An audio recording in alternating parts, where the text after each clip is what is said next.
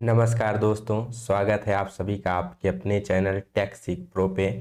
Take सीख pro एक ऐसा प्लेटफॉर्म जहां पर मिलता है आपको सभी आईटीआई से संबंधित जॉब की update, previous year paper analysis, exam analysis और बहुत सारी एग्जाम ओरिएंटेड क्लासेस।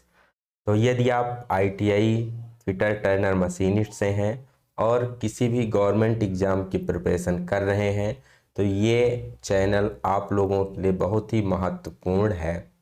तो जैसा कि हम डिस्कस कर रहे थे निमी क्वेश्चन बैंक की सीरीज़ में, पिछली अपने वीडियोस में हमने 203 तक डिस्कस कर लिया था। उससे आगे के क्वेश्चन को हम इस वीडियो में कंटिन्यू करने वाले हैं।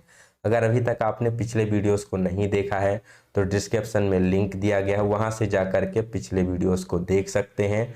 क्योंकि सारी वीडियो क्या होती हैं, एक दूसरे से अटैच होती हैं। बहुत सारे ऐसे कंसेप्ट होते हैं जो प्रीवियस वीडियो में क्लियर किए गए होते हैं। ठीक, तो इसलिए प्रीवियस वीडियो को आप लोग जरूर देखिएगा। चलिए वीडियो को स्टार्ट करते हैं। जो अपनी बेसिकली निमी क्वेश्चन बैंक की क्लासेस हैं, ये सभी एग्जाम के लिए बहुत ही महत्वपूर्ण है। चाहे जो भी एग्जाम हो, क्वेश्चन आपके यहीं से पूछे जाते हैं। इसमें बेसिकली हम चारों ऑप्शन को क्लियर करते हैं, उससे संबंधित और जो भी क्वेश्चन आपके एग्जाम में बन सकते हैं उस पर भी हम यहाँ पर चर्चा करते हैं, इन डेप्थ चर्चा करते हैं और जो भी आपके डाउट होते हैं उसको भी क्लियर किया जाता है। तो चलिए वीडियो को स्टार्ट करते हैं। पहला क्वेश्चन आज का, name the tool used to make fluid tight joint in riveting. तो रिवेटिंग में फ्लूइड टाइट जॉइंट बनाने के लिए किस टूल का प्रयोग किया जाता है? ड्रिफ्ट का, रिवेट स्नैप का, फुल रिंग टूल का या कॉकिंग टूल का?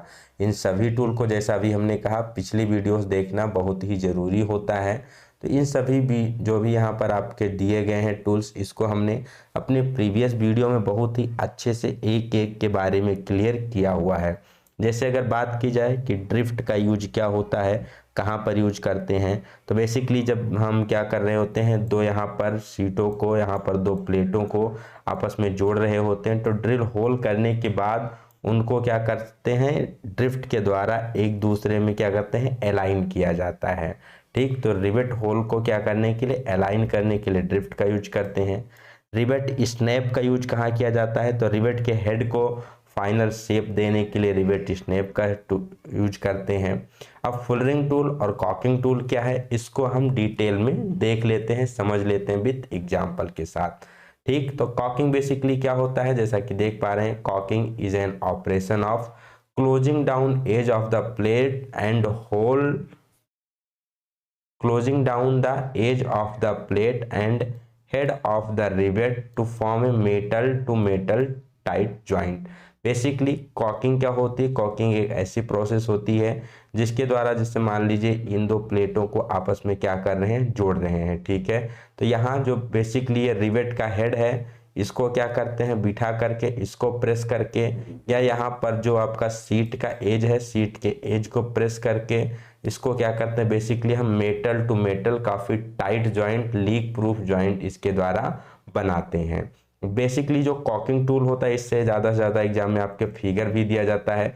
जो कॉकिंग टूल है, इसके द्वारा हम रिवेट के हेड को भी प्रेस करते हैं और सीट के किनारों को भी प्रेस करते हैं। लेकिन जो फुलरिंग टूल होता है, इसमें केवल और केवल जो रिवेट के किनारे होते हैं उसी को प्रेस किया जाता है, हेड को प्रेस नहीं किया जाता है।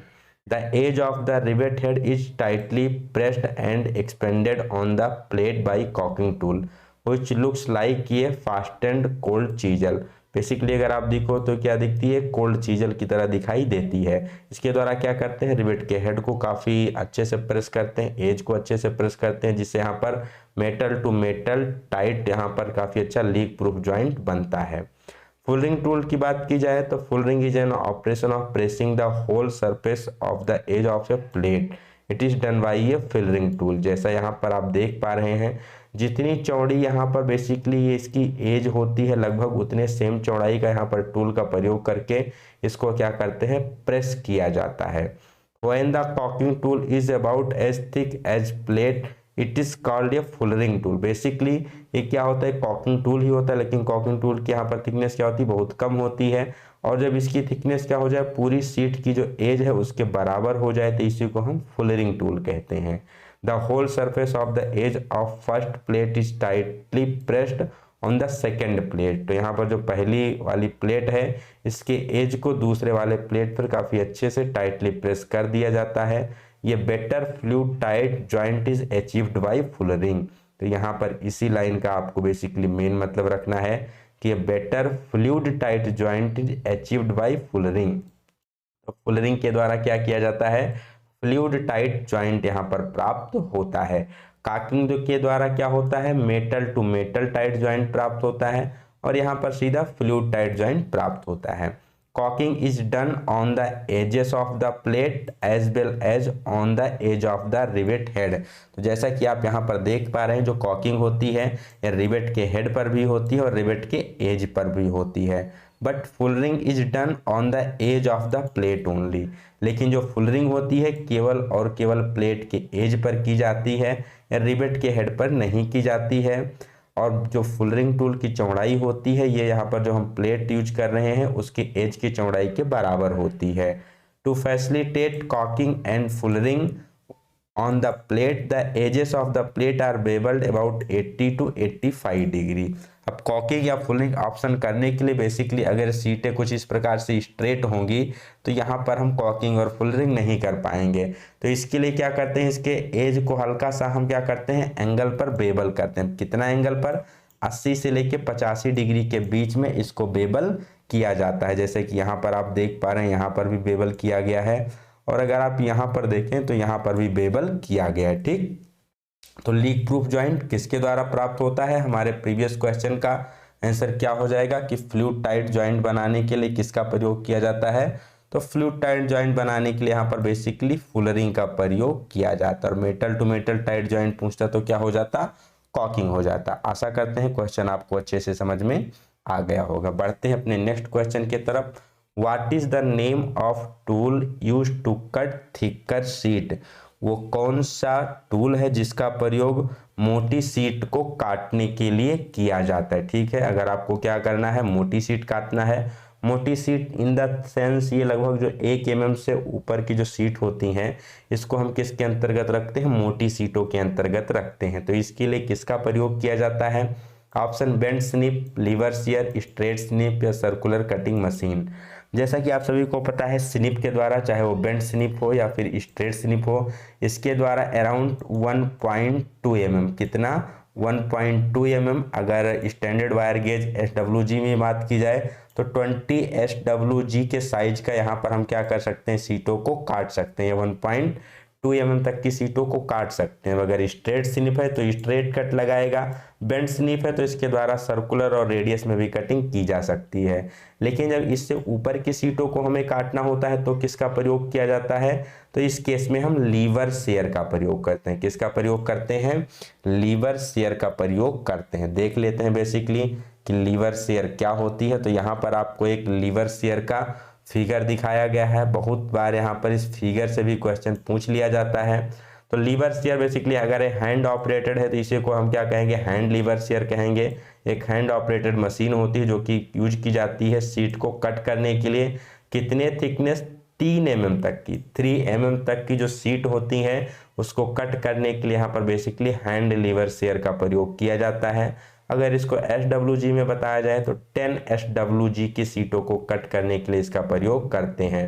When the machine is mounted on the bench, it is called bench lever shear। जब इसी को अगर मान लो अगर बेंच पर माउंट कर देते हैं तो बेंच लीवर शेयर कहेंगे। ठीक, इट में आल्सो भी mounted on the floor over A small platform. Floor पर मतलब फर्श पर भी एक छोटा सा प्लेटफॉर्म बना के वहां पर भी इसको माउंट कर सकते हैं। It is use for cutting along straight line and convex cutting of sheet metal.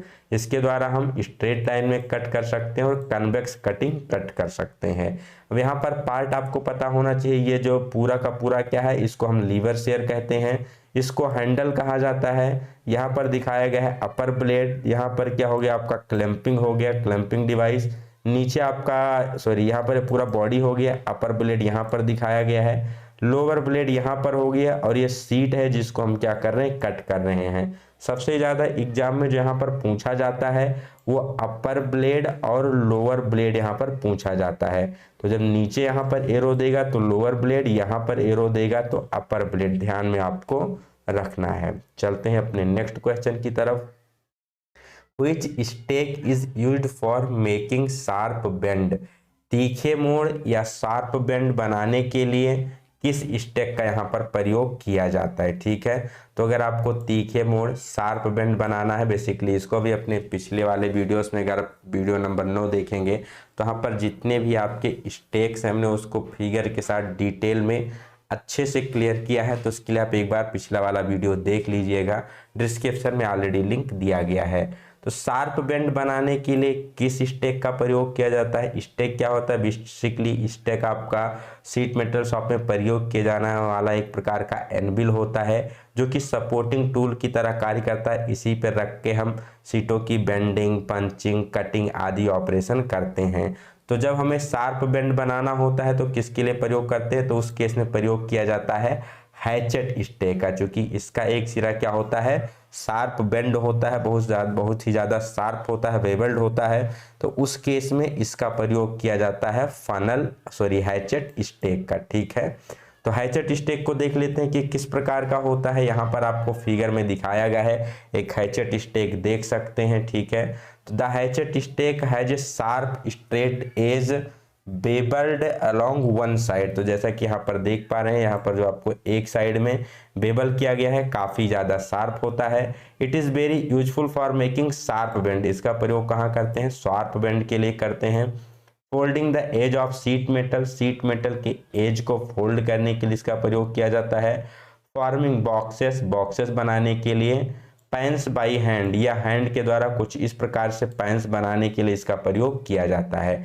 Exam में पूछा क्या जाता है, जो अभी आपको पूछा गया था कि शार्प बेंड के लिए किस हैचेट का प्रयोग करते हैं, तो किसका प्रयोग करते हैं? यहाँ पर हैचेट स्टेक का प्रयोग किया जाता है जब भी आपको बनाना होता है शार्प बेंड। तो आशा करते हैं ये क्वेश्चन आपको क्लियर हो गया होगा। ठीक, फनल स्टेक बेसिकली जो हम फनल के शेप में या टेपर्ड आर्टिकल टेपर के शेप में यहाँ पर बेंड करना होता है तो funnel stake. Half moon stake basically कुछ इस प्रकार से रेडियस में आपको करना हो, ठीक, तो इसका प्रयोग करेंगे। बीक आयरन या की जाए बीक और बीक आयरन बेसिकली इसमें दो प्लेटफॉर्म होते हैं, तो वहां पर अकॉर्डिंग टू उसके अनुसार इसका भी प्रयोग किया जाता है।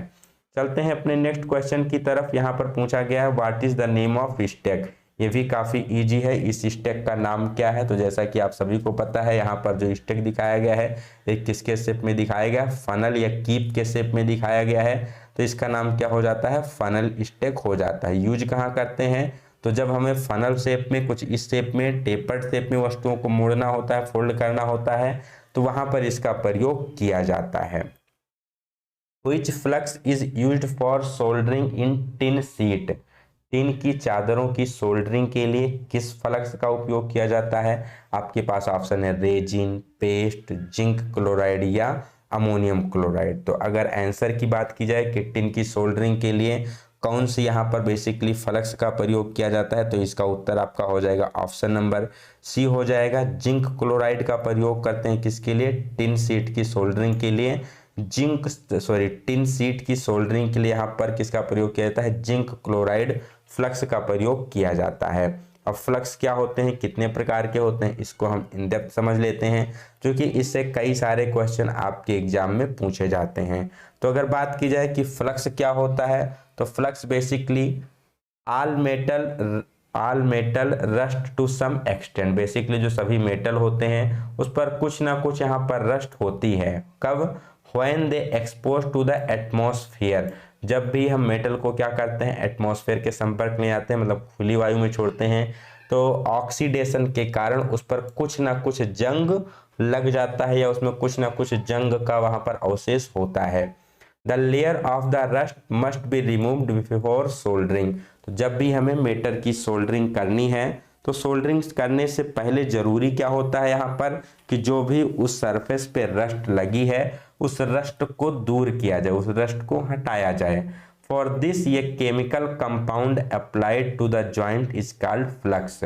तो सोल्डरिंग करने से पहले जहाँ सरफेस पर रस्ट लगी है हल्की फुल्की, उसको हटाने के लिए जिस केमिकल कंपाउंड का प्रयोग किया जाता है उसी को क्या कहते हैं? फ्लक्स कहते हैं। ठीक, क्या कहा जाता है? फ्लक्स कहा जाता है। अब फ्लक्स का बेसिकली काम क्या होता है, इसका फंक्शन क्या होता है, किस प्रकार से वर्क करता है? तो flux removes oxide from the soldering surface and it prevents corrosion. तो जो सबसे पहला काम होता है, क्या करता है, ये सरफेस से ऑक्साइड की लेयर को हटाता है और इसे कोरोजन से प्रिवेंट करता है। इट फॉर्म ये liquid cover over the work piece and prevent further oxidation. जब इस फ्लक्स को हम क्या करते हैं, जो भी आपकी मेटल है उस पर, जिस पर सोल्डरिंग करना है उस पर जो हम लगा देते हैं, जैसे मान लो ये कोई आपकी यहाँ पर शीट दी गई है, इस पर हमें सोल्डरिंग करनी है, तो सबसे पहले जब इसमें हम फ्लक्स लगा देते हैं तो यहाँ पर एक पतली सी लेयर बन जाती है जो कि फर्दर ऑक्सीडेशन से क्या करती है, बचाती है। It help molten solder to flow easily in the required place by lowering the surface tension of the molten solder. Basically अगर मान लीजिए सोल्डर ना लगा हो और इस पे जो हमें सोल्डरिंग करनी हो, तो जो हमारा मोल्टन सोल्डर वो इजीली फ्लो नहीं करेगा, क्योंकि यहाँ पर काफ़ी ज़्यादा सरफेस टेंशन होगा, घर्षण काफ़ी ज़्यादा होगा। लेकिन जब पहले से यहाँ पर फ्लक्स लगा दिया जाता है तो हल्की सी परत बन जाती है जो कि एज ए फॉर्म में, लिक्विड फॉर्म में होती है, तो सरफेस हमारा थोड़ा स्मूथ हो जाता है, जिससे जो मोल्टन सोल्डर होता है काफ़ी आसानी से यहाँ सरफेस पर आपका फ्लो होता है। तो फ्लक्स का काम क्या हो गया, ऑक्साइड को हटाना, फर्दर रेस्ट से बचाना, ऑक्सीडेशन से प्रिवेंट करना, और जो मोल्टन सोल्डर है उसको इजीली फ्लो हो पाए इसके लिए वहां पर एक लिक्विड की लेयर प्रोवाइड करना। तो ऐसा करते हैं, फ्लक्स का काम आपको समझ में आया होगा। अब देख लेते हैं कि कौन कौन से बेसिकली डिफरेंट टाइप ऑफ के फ्लक्स यूज किए जाते हैं यहाँ पर। तो सबसे पहले यहाँ पर आता है हाइड्रोक्लोरिक एसिड। ठीक, कौन सा आता है, hydrochloric acid. Hydrochloric acid combines with zinc forming zinc chloride act as a flux. Basic जो हाइड्रोक्लोरिक एसिड होता है, ठीक है, कंबाइन क्या होता है, combine with zinc forming zinc chloride. जब इसे हम जिंक के साथ कंबाइन करते हैं तो क्या करता है, ये जिंक क्लोराइड का फॉर्म करता है जो कि एज ए फ्लक्स के रूप में काम करता है। So it can not be used as a flux for sheet metal other than zinc iron और गैल्वेनाइज्ड शीट। बेसिकली जो यहाँ पर हाइड्रोक्लोरिक एसिड होता है, इसका हम प्रयोग कहाँ करते हैं, तो जो कि इसमें जिंक की मात्रा होती है, इसीलिए इसका जो बेसिकली यूज किया जाता है वो जिंक की शीट है, जिंक आयरन की शीट है या गैल्वेनाइज्ड आयरन की शीट है, उसी पर इसका प्रयोग किया जाता है। तो सीधा क्वेश्चन पूछा जाएगा आपसे कि गैल्वेनाइज्ड आयरन जीआई शीट की सोल्डरिंग के लिए किस फ्लक्स का प्रयोग किया जाता है, तो प्रयोग किया जाता है हाइड्रोक्लोरिक एसिड। किसका प्रयोग किया जाता है, हाइड्रोक्लोरिक एसिड। शॉर्ट फॉर्म में लिखना चाहें तो इसको हम कहेंगे HCl। क्या कहेंगे, HCl, हाइड्रोक्लोरिक एसिड। कहाँ प्रयोग करते हैं, तो गैल्वेनाइज्ड आयरन की शीट की कोटिंग की जब हम सोल्डरिंग कर रहे होते हैं तो उस समय इसका प्रयोग किया जाता है। अब हाइड्रोक्लोरिक एसिड HCl, इसको किस नाम से जाना जाता है, तो इसे म्यूरेटिक एसिड के नाम से जानते हैं। ये भी आपसे क्वेश्चन पूछा गया है एग्जाम में कि म्यूरेटिक एसिड का मतलब क्या होता है। ऑप्शन दे दिया जाएगा, hydrochloric acid, zinc chloride, ammonium chloride. तो यहाँ पर आपको उसको उत्तर बताना होता है।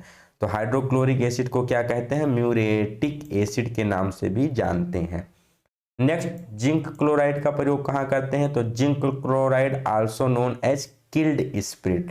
ये भी आपको ध्यान में रखना, बहुत ही मोस्ट इंपॉर्टेंट है।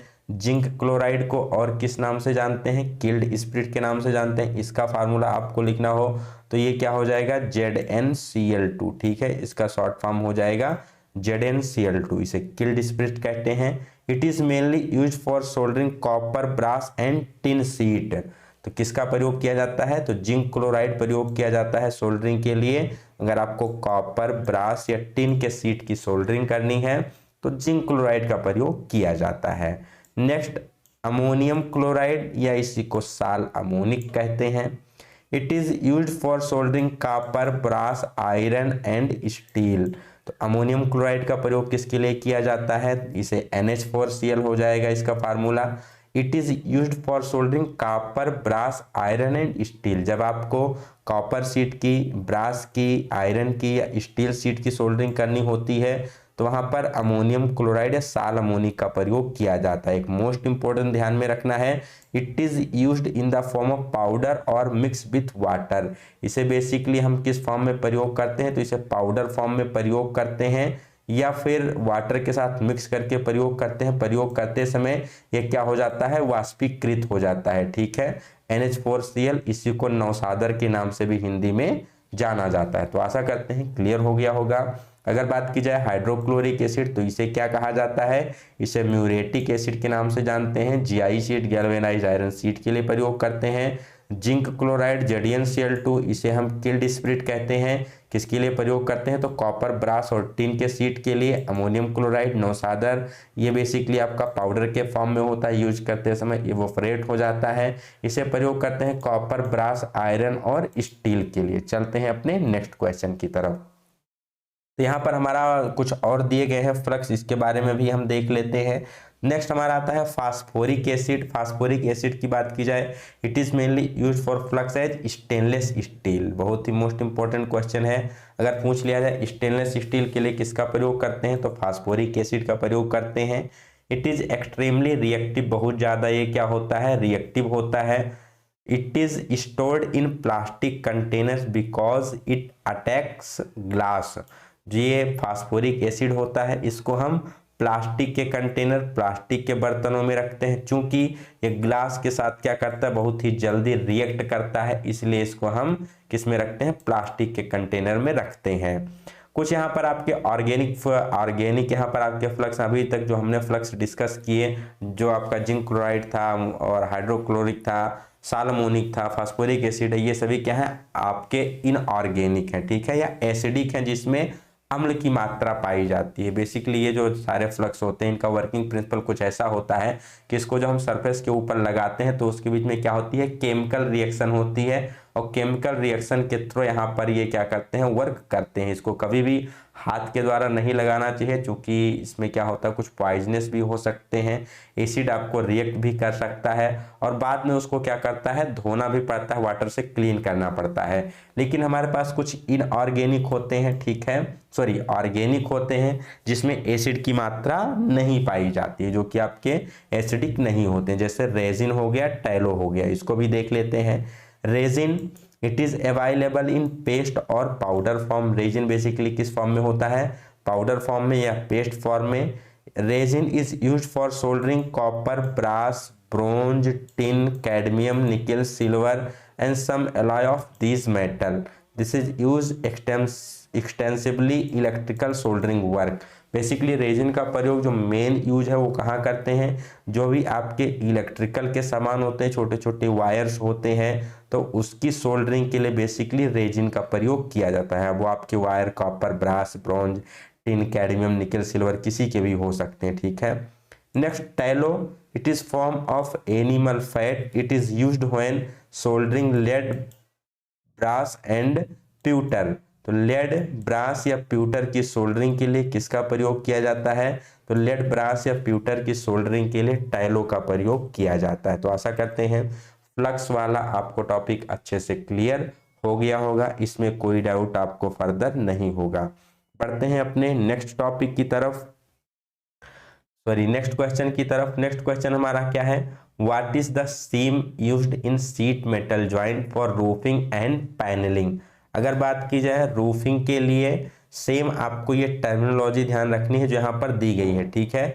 रूफिंग एंड पेनलिंग, तो रूफिंग और पेनलिंग के लिए किस प्रकार के सीम का प्रयोग किया जाता है। सीम बेसिकली जब वहां पर हम दो सीट को आपस में जोड़ रहे होते हैं तो उसी को क्या कहते हैं सीम कहते हैं। कौन सा यहाँ पर ऑप्शन प्रयोग किया जाता है, लैप सीम, डबल सीम, ग्रूव सीम या डबल ग्रूव्ड सीम। तो इसको आप डायरेक्टली याद रख सकते हो, इसका जो करेक्ट आंसर है डबल ग्रूव्ड सीम, ठीक है। डबल ग्रूव्ड सीम का प्रयोग किया जाता है रूफिंग और पैनलिंग वर्क के लिए। इसके लिए बेसिकली यहाँ पर अलाउंस मेन होता है कैलकुलेट करना, उसको हमने अपनी प्रीवियस वाली वीडियो में काफ़ी अच्छे से समझाया है कि डिफरेंट प्रकार की सीम में किस प्रकार से आप वहाँ पर अलाउंस कैलकुलेट कर सकते हैं। ध्यान क्या रखना है, रूफिंग और पैनलिंग के लिए किसका प्रयोग किया जाता है, डबल ग्रूव्ड सीम जॉइंट का यहाँ पर प्रयोग किया जाता है।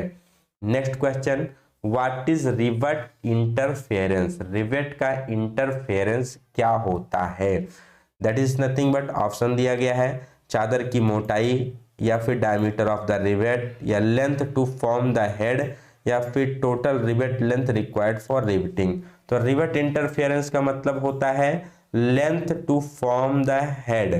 रिवेट की मतलब बेसिकली वो लंबाई जिसका प्रयोग हम रिवेट का हेड बनाने के लिए करते हैं उसी को क्या कहते हैं, रिवेट इंटरफेरेंस कहते हैं। देख लेते हैं इसको डिटेल में, समझ लेते हैं। तो जैसा कि यहाँ पर आपको फिगर में भी दिखाया गया है, आप यहाँ पर देख सकते हैं कि ये कोई क्या है, दो आपकी प्लेट है जिनको हमें क्या करना है, एक रिवेट के द्वारा यहाँ पर जोड़ना है। ठीक, अब ये हमने रिवेट डाल दिया। अब ऊपर वाला जो भाग यहाँ पर देख रहे हैं रिवेट का, यहाँ पर जो प्लेट है इसकी एज से लेकर के यहाँ तक की जो आपकी हाइट है, ठीक है, एक्स यहाँ पर जिसको दिखाया गया है, ये हमें एक्स क्या चाहिए, इस रिवेट को कुछ इस प्रकार से इसका हेड बनाना है। तो हेड बनाने के लिए हमें क्या चाहिए, इतनी लंबाई चाहिए, तभी हम क्या कर सकते हैं, इस प्रकार के हेड, इसको हम पीट करके, ठीक है, अपने स्नैप टूल डॉली से, ठीक है, यहाँ पर हैमर के द्वारा इसको हम क्या कर सकते हैं, रिवेट का जो अंतिम आकार देते हैं। तो इसके लिए हमें कुछ इतनी लंबाई चाहिए होती है, तो इसी को कहते हैं रिवेट इंटरफेरेंस। देख सकते हैं यहाँ पर लिखा गया है, the length required to form the head in riveting is called rivet interference. Rivet के हेड को बनाने के लिए जितनी लंबाई की आवश्यकता होती है रिवेट की, वही रिवेट इंटरफेरेंस कहलाता है। अगर बात किया जाए एक राउंड हेड बनाने के लिए, तो यहाँ जो इंटरफेरेंस होता है यक्स, उसको हम कैलकुलेट कर सकते हैं d इंटू 1.3 टू 1.6, मतलब जो यहाँ पर रिवेट का डायामीटर होता है, यहाँ पर d देख सकते हैं, डी का मतलब क्या है, डायमीटर ऑफ द रिवेट। तो जो हम रिवेट का डायमीटर यूज कर रहे हैं उसका 1.3 से 1.6 गुना लगभग आपका क्या होता है, रिवेट का इंटरफेरेंस रखा जाता है। ये चीज आपको ध्यान में रखना है। जहाँ यक्स क्या है, रिवेट का इंटरफेरेंस है, डी क्या है, डायमीटर ऑफ द रिवेट है। यहाँ पर टी क्या होता है, टी मतलब है थिकनेस ऑफ द प्लेट, यल हो गया total length of the rivet, ठीक, एल का मतलब क्या हो गया, total length of the rivet हो गया। ये चीज भी आपको ध्यान में रखनी। आशा करते हैं ये टॉपिक आपको समझ में आया होगा। बढ़ते हैं नेक्स्ट क्वेश्चन की तरफ। What is the purpose of hole marked as X. तो यहाँ पर आपको एक होल मार्क किया गया है, पूछा गया है कि इसका पर्पज क्या होता है। तो बेसिकली इस सीक्वेंस को आप देखिए, यहाँ पर होल मार्क किया गया है। अब इसका यूज क्या है, तो कुछ इस प्रकार से डिफरेंट प्रकार के स्ट्रक्चर्स यहाँ पर बनाने के लिए, जैसे मान लो आपका कोई सीट मेटल है, तो यहाँ पर इस होल को कट कर दिए थोड़ा सा कि इजिली ये क्या हो जाए, बेंड हो जाए, और बेंडिंग करते समय यहाँ पर प्रॉपर क्लियरेंस मिल सके और यहाँ पर हमारा मेटल भी वेस्ट ना हो। अब यहाँ पर अगर मान लीजिए ये आपका होगा नहीं, क्लियरेंस नहीं होगा, तो यहाँ पर कुछ आपका स्ट्रेस आ जाएगा, और स्ट्रेस आने से आपका जॉइंट प्रॉपर अच्छा नहीं होगा, उसकी स्ट्रेंथ भी कुछ उतनी अच्छी नहीं होगी और वो दिखेगा भी ठीक से नहीं, ठीक। तो इसका बेसिकली यूज क्या होता है, इसका प्रॉपर यूज होता है allow clearance between the ends, ठीक है। बेसिकली इसका काम क्या होता है कि ये क्या करता है, clearance, sorry for the wrong answer. इसका करेक्ट आंसर क्या हो जाएगा, अरेस्ट द क्रेक। इसका काम क्या होता है, क्रेक को बंद करना, ठीक। क्यों, क्योंकि जब मान लीजिए यहाँ पर अगर हम इसको क्लियरेंस नहीं देंगे तो बेंड करते समय यहाँ पर क्या हो जाएगा, थोड़ा सा मेटल की स्पिल्टिंग हो जाएगी, उसमें थोड़ा सा स्ट्रेस स्ट्रेन डेवलप हो सकता है, जिससे बाद में क्या कर जाएगा, क्रैक कर जाएगा।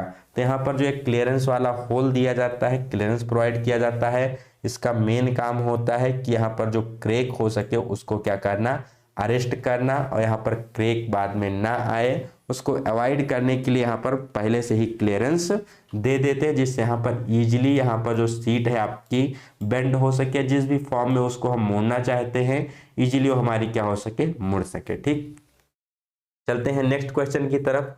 What is the reason for faulty riveting. यहाँ पर आपको एक फिगर दिया गया है, यहाँ पर दिखाया गया है कुछ यहाँ पर रिवेटिंग में दोष है, तो इस दोष का कारण क्या है आपको पहचानना है। Burr between plate, too little allowance is given, improper joining of plate, या टू मच अलाउंस गिवन। तो बेसिकली यहाँ पर जो दोष है, ये दोष कुछ इस कारण है कि जब हम यहाँ पर रिवेट के द्वारा जोड़ लगा रहे थे, तो जोड़े जाने से पहले हम क्या करते हैं, क्या करते हैं, यहाँ पर रिवेट सेट के द्वारा दोनों चादरों को, दोनों जो प्लेटें जोड़ी जानी होती हैं, इसको क्या करते हैं, पास पास में लाते हैं। अगर हम पास में नहीं लाते हैं, वैसे डायरेक्ट जोड़ते हैं, तो कुछ इस प्रकार का दोष आता है। तो इसका करेक्ट आंसर हो जाएगा इम्प्रॉपर ज्वाइनिंग ऑफ प्लेटों का अनुचित जुड़ाव। या अगर यहाँ पर दिया होता कि ज्वाइंट करने से पहले हमने क्या किया है, दोनों को पास में नहीं लाए हैं, ठीक है, रिवेट स्नैप का यहाँ पर यूज नहीं किया गया, सॉरी रिवेट सेट का यहाँ पर यूज नहीं किया गया है, तो वो भी इसका करेक्ट आंसर हो जाएगा। इसको भी हमने पिछले वीडियो में काफ़ी अच्छे से क्लियर किया था, यहाँ पर देख सकते हैं कि जो डिफरेंट प्रकार के रिवेटिंग के फॉल्ट होते हैं क्या क्या होते हैं, उनके क्या कारण होते हैं, क्विक ग्लिम्स में देख लेते हैं। जैसा कि जो भी क्वेश्चन पूछा गया था वो ये वाला फिगर नंबर 14 यहाँ पर आपको पूछा गया था। तो इसका कारण क्या होता है, इम्प्रॉपर ज्वाइनिंग ऑफ प्लेट की क्या होती है, इम्प्रॉपर ज्वाइनिंग होती है। कब, plate are not brought closely together using rivet set. तो यहाँ पर जब हम प्लेटों को ज्वाइन कर रहे थे तो रिवेट सेट का यूज करके इसको हम पास में नहीं लाए हैं, इसीलिए कुछ इस प्रकार से यहाँ पर दोष आ गया है। नेक्स्ट यहाँ पर देख लीजिए, जो पहला दिया गया है, the hole on the plate are not in the line. अगर दोनों आपके यहाँ पर जो प्लेट हैं इसमें जो होल है प्रॉपर लाइन में नहीं होंगे तो कुछ इस प्रकार का दोष होगा, एक इधर रहेगा एक इधर रहेगा। दूसरा, द शैंक और the body of the rivet is not perpendicular to the plate before riveting. Riveting करने से पहले जो रिवेट की बॉडी है या शैंक है वो होल के परपेंडिकुलर नहीं तो कुछ इस प्रकार से इंक्लाइंड हो जाएगा। तो यहाँ पर आपको कुछ ऐसी सरफेस प्राप्त होगी। टू मच और too little allowance has given. अगर ज़्यादा अलाउंस देंगे तो कुछ इस प्रकार से यहाँ पर जो मेटल है ये एक्स्ट्रा रहेगा और यहाँ पर आप कह सकते हैं कुछ एक्स्ट्रा फोल्डिंग आ जाएगी। कम अलाउंस देने से यहाँ पर जो हेड है ये आपका प्रॉपर नहीं बनेगा, कुछ इस प्रकार से दोष आ जाएगा। Next, rivet head is not centred with the shank और बॉडी ऑफ द रिवेट। तो जो रिवेट का हेड है ये सेंटर में नहीं है शैंक और बॉडी के साथ, तो थोड़ा सा क्या हो जाएगा, इधर ऑफसेट हो जाएगा। नेक्स्ट, बर बिटवीन प्लेट। अगर दो प्लेटों के बीच में क्या हो, बर हो, तो यहाँ पर आप देख सकते हैं यहाँ पर प्लेटों के बीच में क्या है, बर दिखाया गया है, तो इसमें थोड़ा सा क्या रह जाएगा, गैप रह जाएगा। देन बर इन ड्रिल्ड होल, जो यहाँ पर होल किया गया था उसमें बर है, तो कुछ इस प्रकार से रहेगा, दोनों सीटों के बीच बहुत ज़्यादा गैप यहाँ पर आपको देखने को मिलेगा। तो एक कुछ प्रमुख यहाँ पर रिवेटिंग के फॉल्ट हैं जो कि एग्जाम में आपके पूछे जाते हैं। कोई एक फिगर दे दिया जाता है और पूछ लिया जाता है ये कौन सा फॉल्ट दिखाया गया है। Next question, how the distance of first rivet is determined from the side edge. Side किनारे से पहले रिवेट की दूरी को कैसे निर्धारित किया जाता है। बेसिकली जब हम क्या कर रहे होते हैं, रिवेटिंग करते हैं प्लेट पर, तो किनारे से लेकर के जो हमारा पहला फर्स्ट रिवेट लगा होता है इसके बीच की दूरी कितनी होती है। तो अगर आपको सेंटर डिस्टेंस पूछा जाए कि रिवेट के सेंटर की बीच की दूरी कितनी होती है, तो बेसिकली होती है 2 into D, 2 into diameter of the rivet. ठीक है, जो डायमीटर होता है रिवेट का उसका 2 गुना। कहाँ होती है, सेंटर में। अगर बात किया गया है रिवेट के सेंटर से, प्लेट के एज और रिवेट के सेंटर से, अगर यही सेंटर ना कह के बोला जाए जो प्लेट का एज है और रिवेट का एज है उसके बीच में पूछ लिया जाए तो ये कितना हो जाता है, तो ये यहाँ पर हो जाता है 1.5 डी। ये आपको ध्यान में रखना है। अगर सेंटर से पूछेगा तो 2 डी हो जाएगा और अगर एज से एज पूछेगा तो 1.5 यहाँ पर डी हो जाएगा। ठीक, यहाँ पर देख लेते हैं इसको फिगर के द्वारा। जैसा कि यहाँ पर आप देख पा रहे हैं एक फिगर दिखाया गया है, यहाँ पर ये प्लेट है, एक ये प्लेट हो गई, दोनों को आपस में जोड़ रहे हैं। यहाँ पर है क्या है, हमारा रिवेट का प्लेट का एज है। यहाँ पर पहली रिवेट लगी है और ये रिवेट का क्या है, सेंटर दिया गया है। तो रिवेट के सेंटर से प्लेट के जो एज है इसके बीच की दूरी कितनी होनी चाहिए, मिनिमम 2 डी होनी चाहिए। ठीक, द स्पेस और distance from the edge of the metal to the center of any rivet should be at least twice the diameter of the rivet. The purpose of this is to prevent splitting of the edges. Basically यहाँ पर 2D क्यों रखा जाता है, जिससे यहाँ पर जो हमारी प्लेट प्रयोग की जा रही है क्या हो, इसके एज स्प्लिट ना हो। इसी को आप ऊपर भी देख सकते हो कि ऊपर यहाँ पर जो रिवेट की यहाँ पर जो एज है, मेटल का एज है, हमारी प्लेट की एज है, और यहाँ पर जो सेंटर का है रिवेट का, इसके बीच की दूरी कितनी रखी गई है, 2 डी मिनिमम यहाँ पर होनी चाहिए।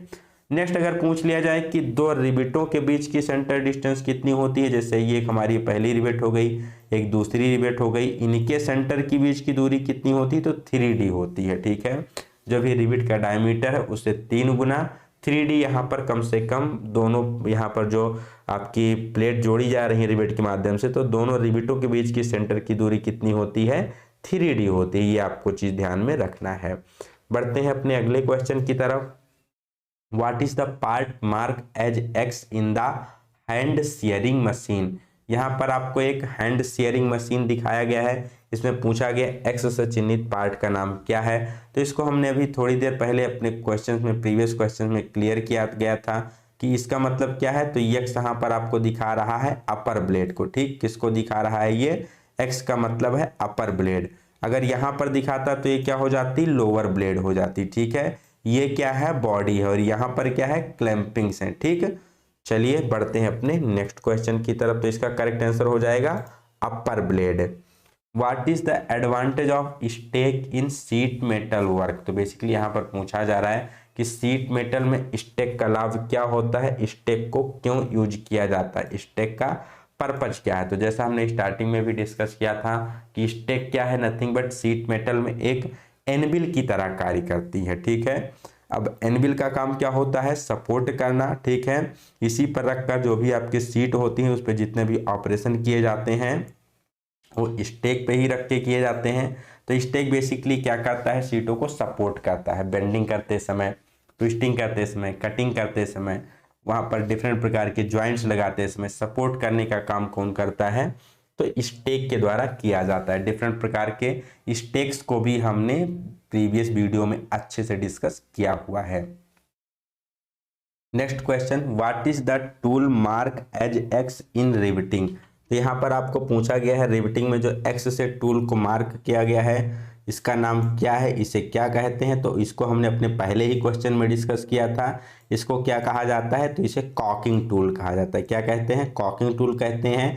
प्रयोग कहाँ करते हैं, तो जो रिवेट का हेड है इसको दबाने के लिए, और यहाँ पर जो रिवेट के जो प्लेट की एज है इसको दबाने के लिए, मेटल टू मेटल ज्वाइंट, काफ़ी अच्छा लीक प्रूफ ज्वाइंट बनाने के लिए कॉकिंग टूल का प्रयोग किया जाता है।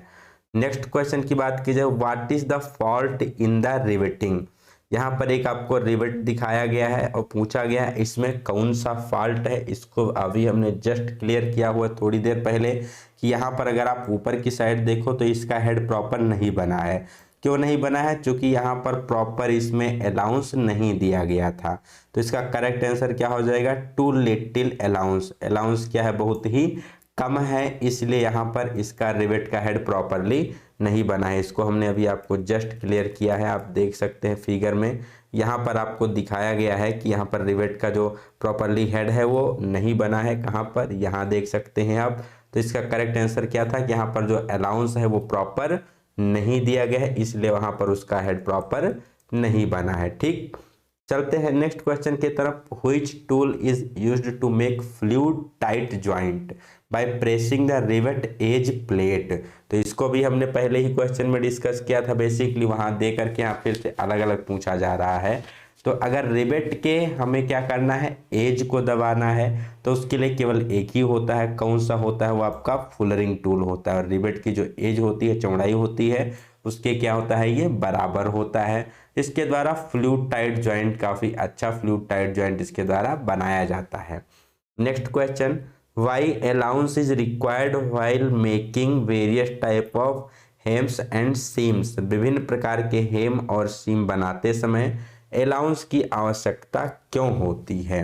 ऑप्शन है to make good appearance, to prevent damage of the edges, to prevent overlapping at the seam, maintain correct size and improve the strength. तो इसका करेक्ट आंसर क्या हो जाएगा, इसका करेक्ट आंसर हमारा ऑप्शन नंबर डी हो जाएगा। जब भी हम क्या करते हैं, विभिन्न प्रकार के हेम या सीम्स बनाते हैं।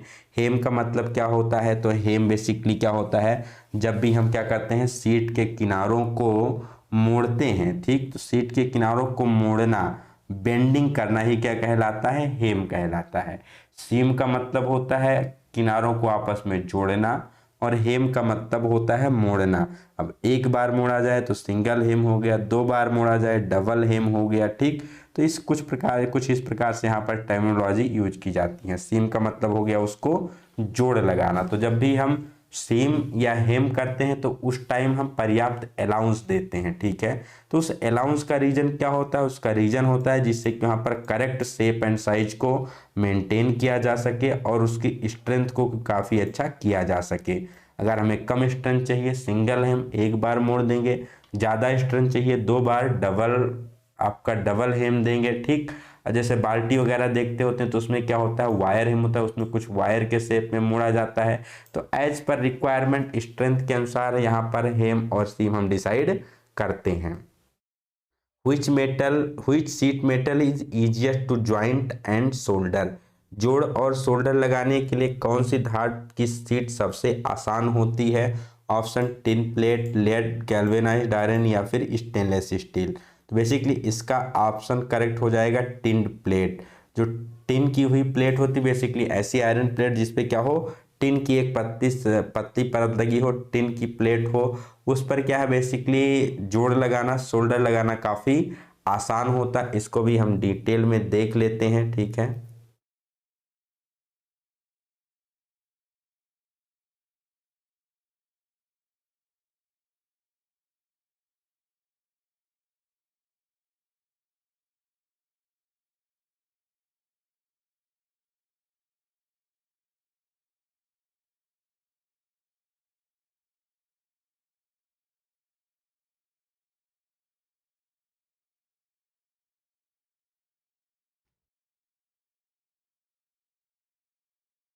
नेक्स्ट क्वेश्चन हमारा, इसके बाद फिर डिटेल में देखते हैं दोनों को। which metal is very soft and heavy in sheet metal? Sheet metal में कौन सी धातु बहुत नरम और भारी होती है? तो इसका करेक्ट आंसर क्या हो जाएगा? तो इसका करेक्ट आंसर हो जाएगा आपका लेड। लेड की शीट क्या होती है, बहुत ही हैवी होती है और उसके साथ साथ बहुत क्या होती है आपकी, काफ़ी सॉफ्ट भी होती है, ठीक। तो बहुत ही नरम होती है और बहुत ही भारी, बहुत ही हैवी होती है। इसकी डेंसिटी काफ़ी हैवी होने के कारण इसका प्रयोग बेसिकली हम शील्डिंग मटेरियल के रूप में करते हैं। जहाँ भी रेडियो एक्टिव किरणें होती वहाँ पर शील्डिंग के रूप में भी इसका प्रयोग किया जाता है। क्यों? क्योंकि क्या होती, काफ़ी ज़्यादा इसकी डेंसिटी होती, काफ़ी हैवी होती है। अब हम देख लेते हैं कि कितनी डिफरेंट प्रकार की सीटें होती हैं, प्लेटें होती हैं, उसका कहाँ पर यूज करते हैं, क्या क्या उसकी प्रमुख विशेषताएं होती हैं। सबसे पहले यहाँ पर हमारा आता है टिन प्लेट, ठीक है। टिन प्लेट के बारे में देखते हैं। तो tin plate is a sheet iron coated with tin. Basically क्या होती है, ये आयरन की ही शीट होती है जिसपे क्या किया जाता है, टिन की कोटिंग कर दी जाती है। तो इसी को हम क्या कहते हैं, टिन प्लेट के नाम से जानते हैं। कोटिंग क्यों की जाती है? तो कोटिंग बेसिकली की जाती है टू प्रोटेक्ट अगेंस्ट रस्ट, जंग से बचाने के लिए इस पर बेसिकली कोटिंग की जाती है। This is use for nearly all solder work. सभी प्रकार की सोल्डरिंग के लिए बेसिकली इसका प्रयोग किया जाता है। As it is the easiest metal to join by soldering. तो बेसिकली जो टिन की सीटें होती हैं ये सबसे इजी होती हैं सोल्डर के द्वारा जोड़ लगाने से। चूंकि जब टिनिंग कर देते हैं तो वहाँ पर बेसिकली जो सोल्डर होता है काफ़ी इजीली सरफेस पर फ्लो हो जाता है और काफ़ी इजीली फ्लो होने से ज्वाइंट काफ़ी अच्छा वहाँ लगता है, इजीली इसको हम ज्वाइंट कर सकते हैं। This metal has a very bright silvery appearance. इसका कलर कैसा होता है? तो ब्राइट सिल्वरी होता है। And it is use for making roof, food container, dairy equipment, furnace fitting, can and pans. तो टिन प्लेट का प्रयोग कहाँ किया जाता है? रूफ बनाने के लिए, फूड कंटेनर्स के लिए, डेयरी इक्विपमेंट के लिए, फर्नेस फिटिंग के लिए, कैन और पैन्स बनाने के लिए इसका प्रयोग किया जाता है। नेक्स्ट यहाँ पर बात की जाए लेड सीट की, तो lead is very soft and heavy in weight. Lead क्या होता है? बहुत ही सॉफ्ट, बहुत ही नरम होता है, साथ ही साथ वेट में बहुत हैवी होता है। Lead sheet are used for making highly corrosive acid tank. Lead sheet का प्रयोग कहाँ करते हैं? तो ये संक्षारण प्रतिरोधी होता है, इसलिए इसका प्रयोग जहाँ पर काफ़ी ज़्यादा संक्षारण हो, हाईली कोरोसिव हो, तो ऐसे एसिड के टैंक बनाने के लिए इसका प्रयोग करते हैं। When lead is coated on black iron seat, जब लेड की कोटिंग किस पे करते हैं हम? ब्लैक आयरन के सीट पर लेड की कोटिंग कर देते हैं, तो इसे टर्न सीट के नाम से जानते हैं। इसे क्या कहा जाता है? टर्न सीट कहा जाता है। और इसका प्रयोग कहाँ करते हैं? तो ये काफ़ी एंटी कोरोसिव होता है, इसलिए बेसिकली इसका प्रयोग किया जाता है जो भी आपके केमिकल्स होते हैं उसको स्टोर करने के लिए, उसको प्रिजर्वेशन करने के लिए बेसिकली आपकी आयरन की जो सीट होती है लेड कोटेड, उसका प्रयोग किया जाता है। तो लेड में आपको क्या ध्यान रखना, बहुत ही सॉफ्ट है, काफ़ी हैवी वेट है। प्रयोग कहाँ करते हैं? कोरोसिव एसिड टैंक बनाने के लिए प्रयोग करते हैं। जब ब्लैक आयरन शीट पर लेड की कोटिंग करेंगे तो टर्न शीट कहेंगे। इसका प्रयोग किया जाएगा केमिकल को प्रिजर्व करने के लिए। नेक्स्ट है copper sheet. They have a very good resistance to corrosion and can be work easily. जो कॉपर की शीट होती हैं ये भी काफ़ी अच्छी कोरोजन रेजिस्टेंस होती हैं। इसका प्रयोग कहाँ करते हैं? तो इसका प्रयोग गटर्स, एक्सपेंशन जॉइंट्स या roof flushing, hoods, utensil and boiler plates बनाने के लिए इसका प्रयोग किया जाता है। कहाँ पर प्रयोग करते हैं कॉपर शीट का? तो गटर्स के लिए, एक्सपेंशन जॉइंट के लिए, रूफ फ्लशिंग के लिए, हुड बनाने के लिए, यूटेंसिल या फिर जो बॉयलर की प्लेट्स होती वहां पर इसका प्रयोग किया जाता है। Stainless steel sheet, this is an alloy of steel with nickel, chromium and other metal. Steel basically stainless steel क्या है? जब स्टील में हम निकिल, क्रोमियम और अदर मेटल को मिलाते हैं तो आपका स्टेनलेस स्टील होता है। It has a good corrosive resistance, काफ़ी अच्छा संक्षारण प्रतिरोधी होता है। और इसकी जो वेल्ड वेट होती है, मतलब काफ़ी इजीली इसको हम वेल्ड भी कर सकते हैं, तो वेल्डेबिलिटी भी इसकी काफ़ी अच्छी होती है। Stainless steel is used in dairies, इसका प्रयोग कहाँ करते हैं? तो डेयरी में करते हैं। फूड प्रोसेसिंग हो गया, केमिकल प्लांट हो गया, या जो किचन के इक्विपमेंट्स होते हैं, किचन के सामान होते हैं, उसको बनाने के लिए भी स्टेनलेस स्टील का प्रयोग किया जाता है। नेक्स्ट बात की जाए तो नेक्स्ट आता है एल्यूमिनियम शीट। तो एल्यूमिनियम शीट क्या होती है? काफ़ी आपकी लाइट वेट होती है, ठीक है। एल्यूमिनियम काफ़ी क्या होता है? लाइट वेट, काफ़ी हल्का होता है। कलर कैसा होता है? तो वाइटिश कलर होता है, ठीक है। कैसा होता है? वाइटिश कलर, कई बार ग्रे वाइट भी दिया जाता है। और नॉर्मली एल्यूमिनियम को हम प्योर फॉर्म में प्रयोग नहीं करते, किसी न किसी मेटल के साथ मिक्स करके ही इसका प्रयोग किया जाता है। They are highly resistance to corrosion and abrasion. Basically ये बहुत ही अच्छी संक्षारण प्रतिरोधी होती है, इस पर जंग वगैरह नहीं लगता है बहुत जल्दी। Aluminium is now widely used in manufacture of articles such as, कहाँ पर प्रयोग करते हैं? तो यहाँ पर हाउस होल्ड के अप्लायंस बनाने के लिए, रेफ्रिजरेटर के ट्रे बनाने के लिए, लाइटनिंग फिक्चर बनाने के लिए जो भी काफ़ी हल्के फिक्चर होते हैं, विंडोज़ बनाने के लिए, या कंस्ट्रक्शन ऑफ एरोप्लेन, जो एरोप्लेन की बॉडी होती है इसके लिए, या बहुत सारे इलेक्ट्रिकल और जो ट्रांसपोर्ट इंडस्ट्री होती है वहाँ पर इसका प्रयोग किया जाता है। एरोप्लेन की बॉडी हो गई, बस की बॉडी हो गई, विंडो हो गया, खिड़की हो गया, डोर्स हो गए, हल्के फिक्चर्स हो गए, तो वहाँ पर बेसिकली कहाँ प्रयोग किया जाता है? एल्युमिनियम शीट का प्रयोग किया जाता है। क्यों? क्योंकि काफ़ी ज़्यादा होती है, आपकी लाइट वेट काफ़ी हल्की होती है और कोरोजन रेजिस्टेंस भी आपकी होती है।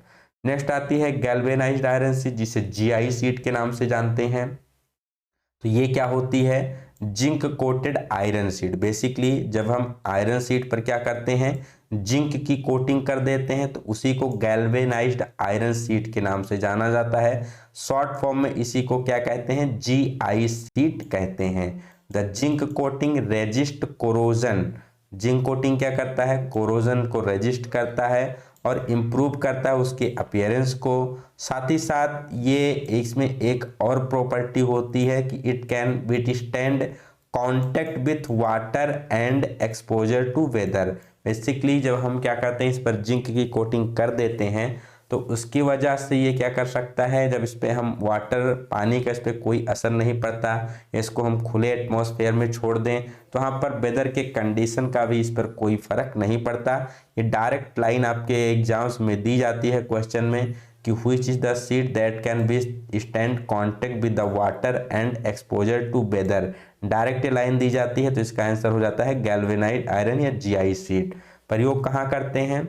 इसका प्रयोग बेसिकली पैंस बनाने के लिए, bucket, furnace, heating ducts, cabinets, gutters, इस सब के लिए बेसिकली इसका प्रयोग किया जाता है, ठीक। नेक्स्ट है ब्लैक आयरन शीट, जो कि सबसे बेसिक होती है, सबसे चीपेस्ट शीट होती है, ठीक है। ब्लैक आयरन शीट जो कि बेसिकली रिक्वायर्ड थिकनेस, जो भी आपको थिकनेस चाहिए उसमें क्या की जाती है, रोल्ड में मिलती है।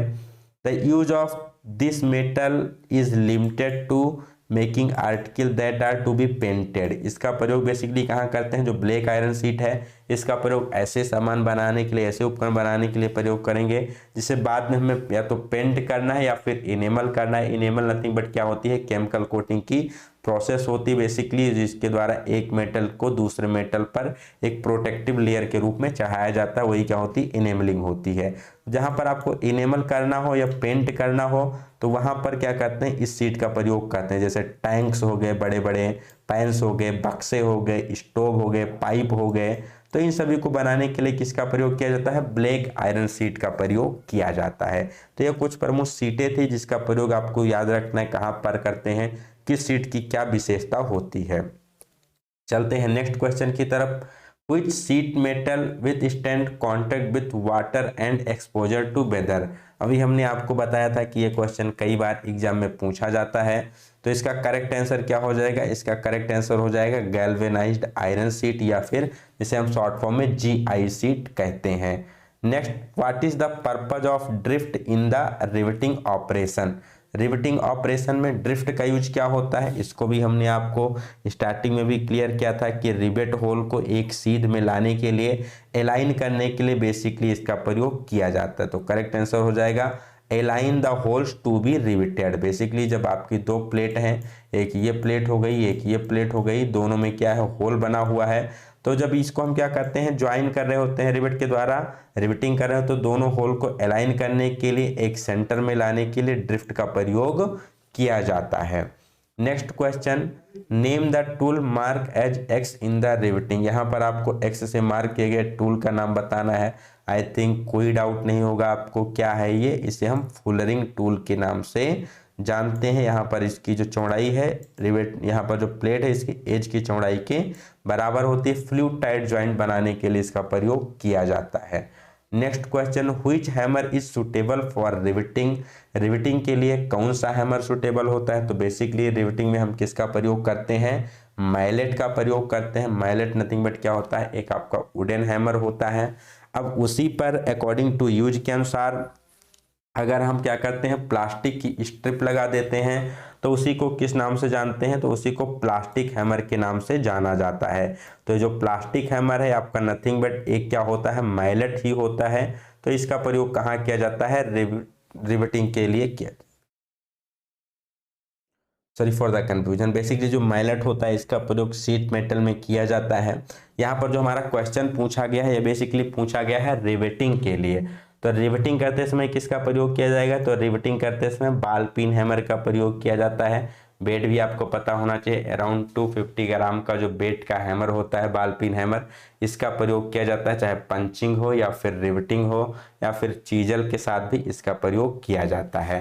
जो माइलेट होता है प्लास्टिक का हैमर, इसका प्रयोग कहाँ किया जाता है, तो इसका प्रयोग बेसिकली किया जाता है सीट मेटल शॉप में। जो हमें सीटों पे क्या करनी होती है, चोट लगानी होती है, उसको बेंडिंग करना होता है, ठीक है, डिफरेंट शेप में मोड़ना होता है, तो वहाँ पर हम माइलेट का प्रयोग करते हैं।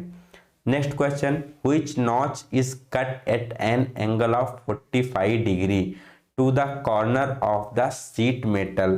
तो सीट मेटल के कोने पर कौन सा नॉच है बेसिकली जो 45 डिग्री के कोण पर 45 डिग्री के एंगल पर बेसिकली ये काटा जाता है? तो इसे हम कहते हैं स्लैंट नॉच। क्या कहते हैं, स्लैंट नॉच। बेसिकली हम इसको डिटेल में देखने वाले हैं कि नॉच क्या होता है और ये कितने प्रकार का होता है, इसको हम इन डेप्थ समझने वाले हैं।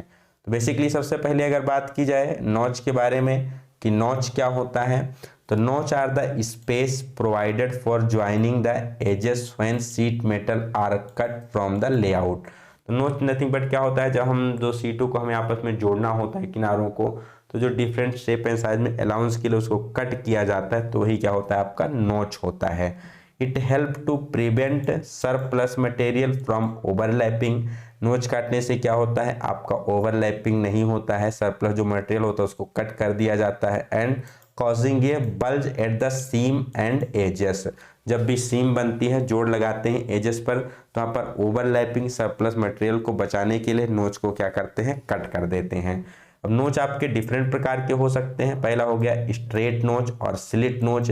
ये बेसिकली क्या होता है, जब आपको सीट मेटल को एक सिधाई में काटना होता है, ठीक है, तो वही क्या होता है, स्ट्रेट नोच होता है। Straight cut made in the edge of the sheet where it is to be bent. जहां पर आपको बेंट करना है वहां पर एक स्ट्रेट कट सीधा लगाओ, तो इसी को क्या कहते हैं, स्ट्रेट नोच कहते हैं। Square notch it is made when forming a rectangular और स्क्वायर बॉक्स। जब आपको एक रेक्टेंगुलर बॉक्स या स्क्वायर बॉक्स बनाना है तो यहाँ पर स्क्वायर नॉच का प्रयोग किया जाता है। Slant notch, this notch is cut at an angle of 45 degree to the corner of the sheet. Sheet के कॉर्नर से 45 डिग्री के एंगल पर जब नॉच काटी जाती है तो स्लैंट नॉच कहते हैं। It is used when a single hem meet at right angle. तो जब हमें क्या करना होता है, राइट एंगल पर मोड़ना होता है, तो उस कंडीशन में स्लैंट नॉच का प्रयोग किया जाता है। V notch, in this notch both side are cut at 45 degree angle. Slant notch में एक साइड को कट कर रहे थे, बी नॉच में क्या करते हैं, दोनों साइडों को जब 45 डिग्री एंगल पे कट किया जाता है तो नथिंग बट बी नॉच के अंतर्गत आती है। The side of the notches meet at 90 degree, और दोनों जो नॉच के साइड होते हैं वो 90 डिग्री एंगल पर मीट करते हैं। This notch is used when making a job with A 90 degree bend and inside flange. जब आपको 90 डिग्री पर बेंड बनाना है, इनसाइड फ्लेंज बनाना है, तो उसके लिए वी नॉच का प्रयोग किया जाता है। Wire notch, the angle of this notch usually 30 degree. Wire notch का एंगल कितना होता है, तो ये 30 डिग्री होता है। And the distance from which the notch is started is 3 time the diameter of the wire. Basically जो डिस्टेंस होती है वायर नॉच की कटिंग की, जो आपका वायर यूज कर रहे हैं उसके डायमीटर से कम 3 गुना ज़्यादा होनी चाहिए। It is used on a work that has wired edge. इसका प्रयोग कहाँ करते हैं, तो ऐसे जगह पर प्रयोग करते हैं जहां पर एज पर क्या है, वायर है, जहां पर वायर डालनी है वहां पर इसका प्रयोग किया जाता है। इसके हम फिगर को देख लेते हैं वन बाय वन, कहाँ पर किसका प्रयोग किया जाता है। तो बेसिकली यहाँ पर जो फिगर हमने लिया है ये textbook.com से इसको हमने फिगर को उठाया है, तो इसका सोर्स क्या है, textbook.com से लिया गया है। ठीक है, फिगर में आप देख सकते हैं कि यहाँ पर पहले सबसे पहले स्ट्रेट नॉच है। तो स्ट्रेट नॉच क्या है, एक सीधे डायरेक्शन में यहाँ पर आपको दिखाया गया सीधी कटिंग है, जहां से हमको क्या करना है, सीट को मोड़ना है, वहां पर इसको हमने क्या किया, सीधा नॉच कट कर दिया। जैसे यहाँ पर आपको दिखाया गया, इस बॉक्स को चारों साइड में यहाँ पर जो मोड़ा गया है किसके द्वारा, स्ट्रेट नॉच को कट करके यहाँ पर बेसिकली इसको मोड़ा गया है।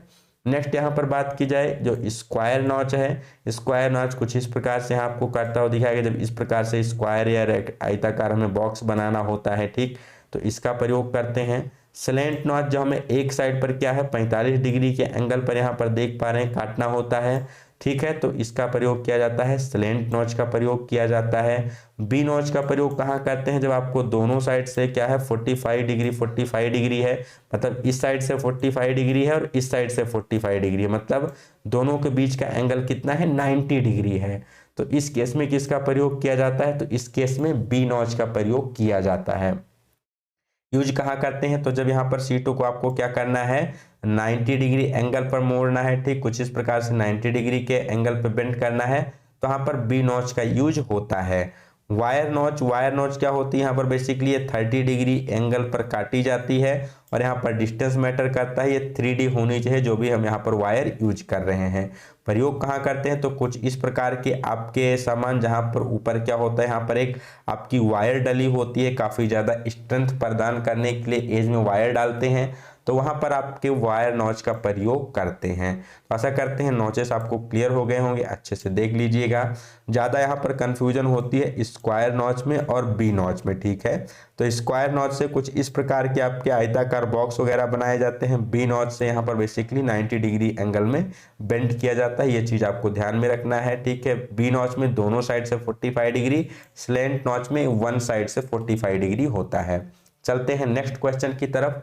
Name the joint made by fastening two edge of sheet metal together. धातु के दो टुकड़ों के किनारों को एक साथ जोड़ द्वारा बनाए गए जॉइंट का नाम बताइए। तो इसको हम शुरू से ही डिस्कस करते आ रहे हैं।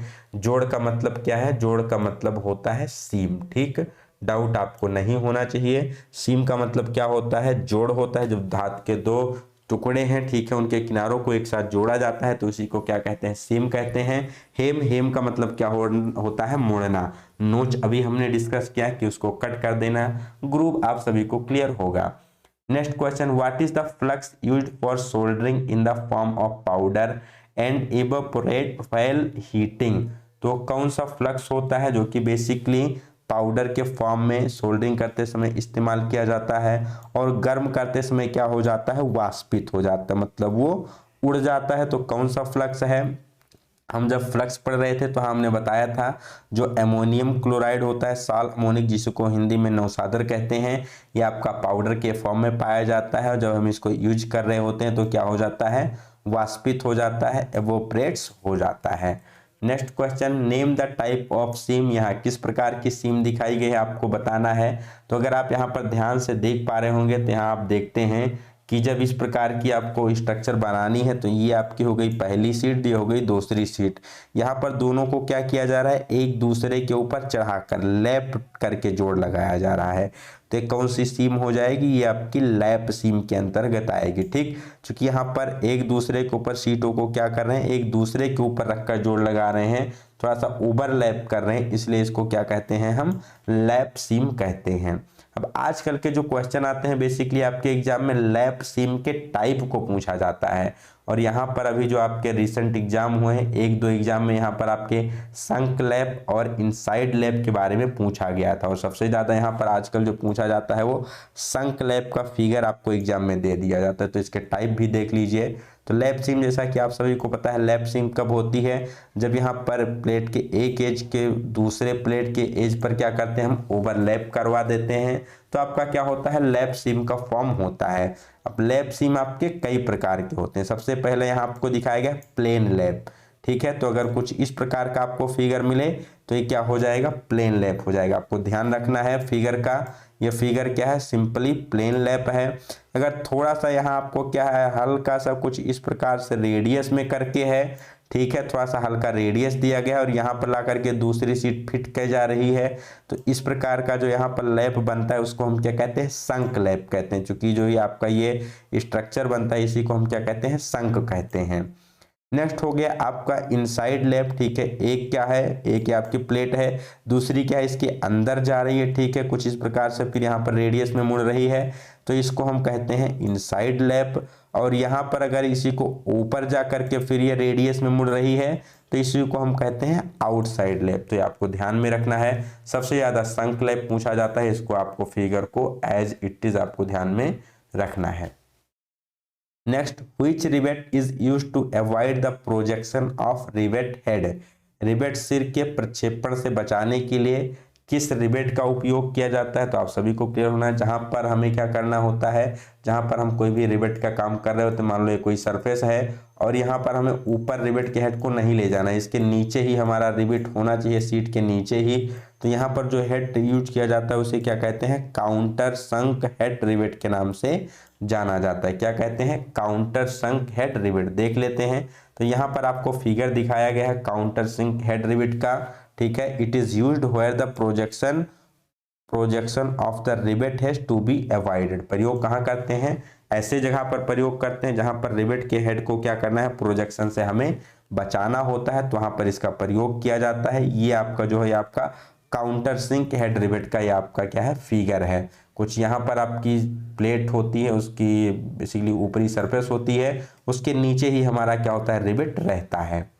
Next question, what is the minimum distance between the rivets to avoid buckling से बचने के लिए रिवेट के बीच की न्यूनतम दूरी क्या होनी चाहिए। तो बेसिकली यहाँ पर पूछ रहा है, जब हम रिवेट ज्वाइंट का यूज कर रहे होते हैं तो वहाँ पर जब हम रिवेटिंग करते हैं, मान लो ये कोई आपकी सीट है, इसमें हम एक रिवेट ये लगा दिए, एक रिवेट ये लगा दिए, तो इन दोनों रिवेटों के बीच की जो सेंटर डिस्टेंस होती है कितनी होनी चाहिए। तो हमने क्वेश्चन में डिस्कस किया था प्रीवियस क्वेश्चन में, इसकी टोटल डिस्टेंस कितनी होती है। तो ये बेसिकली आपकी होती है 3D, जो भी रिवेट का डायमीटर है उसके 3 गुना कम से कम आपकी रखी जाती है। मिनिमम कितनी होती है, 3D होती है। यहाँ पर आप फिगर में देख सकते हैं, ये आपका पहला रिवेट हो गया, इसका सेंटर हो गया, दूसरा रिवेट है, इसका सेंटर हो गया, इन दोनों के बीच की दूरी कितनी है, 3D है। तो यही आपसे यहाँ पर पूछा गया था कि बकिंग से बचने के लिए यहाँ पर जो दो रिवेट हैं उनके बीच की न्यूनतम दूरी कितनी होनी चाहिए। तो ये कितनी होनी चाहिए, इसका करेक्ट उत्तर हो जाएगा 3D, ठीक है। डायमीटर जो भी रिवेट का है उसका 3 गुना बेसिकली होना चाहिए। तो बेसिकली ये थी आज की क्लास, जिसमें हमने बेसिकली डिस्कस किया क्वेश्चंस को, लगभग अराउंड 25 क्वेश्चंस को हमने यहाँ पर डिस्कस किया है, ठीक है। 25 to 27 क्वेश्चंस को। आशा करते हैं वीडियो आपको अच्छी लगी होगी। अगर कोई डाउट होता है तो आप कमेंट सेक्शन में बता सकते हैं, ठीक है, या आपका कोई फीडबैक है और किस प्रकार से क्लासेस को इम्प्रूव किया जा सकता है तो अपना फीडबैक भी आप कमेंट सेक्शन में दे सकते हैं। क्लास की पीडीएफ के लिए आप हमारे डिस्क्रिप्शन में, यहाँ पर वीडियो के डिस्क्रिप्शन में टेलीग्राम का लिंक दिया गया है, उसको ज्वाइन कर सकते हैं, वहाँ पर भी डाउट को पूछ सकते हैं। साथ ही साथ वहाँ पर आपको सभी क्लास की पीडीएफ भी प्रोवाइड की जाती है। अगर आप आईटीआई से हैं, टर्नर फिटर मशीनिस्ट से हैं और गवर्नमेंट एग्जाम की तैयारी कर रहे हैं तो हमारे चैनल से जुड़ना ना भूलिए। चैनल को सब्सक्राइब कीजिए, शेयर कीजिए, वीडियो को लाइक कीजिए, अपने फ्रेंड्स के बीच शेयर कीजिए जिससे उन्हें भी इसका फ़ायदा मिल सके, ठीक है। इस वीडियो को देखने के लिए आपका बहुत बहुत धन्यवाद। मिलते हैं अगले वीडियो में एक नई जानकारी के साथ, तब तक के लिए बने रहिए हमारे साथ। Till then have a good day, best of luck, bye bye.